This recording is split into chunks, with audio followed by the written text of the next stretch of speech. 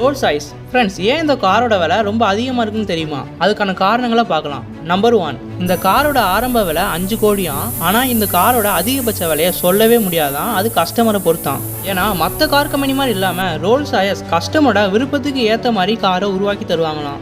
இதுக்கு எடுத்துக்காட்டா துபாய் இளவரசர் தன்னோட ரோல்ஸ் ராய்ஸ் காரை தங்கத்தில் உருவாக்கி வச்சிருக்காராம். நம்பர் 2, ரோல்ஸ் ராய்ஸ் கம்பெனி ஆரம்பிச்சிலேருந்து இப்போ வரைக்கும் எல்லா ஸ்பேர் பார்ட்ஸையுமே கையில் தான் தயாரிக்காங்களாம். அதாவது மெஷினை யூஸ் பண்ணாமல் மனிதர்களை வேலைக்கு வச்சு தான் தயாரிக்கிறாங்களாம். இதுவும் இந்த காரோட எக்ஸ்பென்சிவ்க்கு ஒரு காரணம். நம்பர் 3, இந்த காரை சுற்றி மெல்லிஸாக ஒரு கோடு போட்டிருப்பாங்க. அந்த கோடையும் மெஷினை வச்சு போட மாட்டாங்களாம், மார்க்குங்கிற ஒரு மனிதர் தான் போடுவாராம். நம்பர் 4, இந்த காரோட சக்கரத்தில் இருக்கக்கூடிய ரோல்ஸ் ராய்ஸ்ங்கிற லோகோ கார் சக்கரம் எவ்வளோ வேகமாக சுற்றினாலும் அந்த லோகோ சுத்தாமல் அப்படியே தான் இருக்குமா. நம்பர் 5, இந்த காரோட தனித்துவமே இந்த ஸ்பிரிட் ஆஃப் எஸ்டேசின்னு சொல்லலாம். இதை நீங்கள் தொட போனீங்கன்னா அது தானாகவே உள்ளே போயிடுமா. இந்த மாதிரி பல காரணங்கள் சொல்லிக்கிட்டே இருக்கலாம் அந்த காரோட விலை ஏன் அதிகம்னு.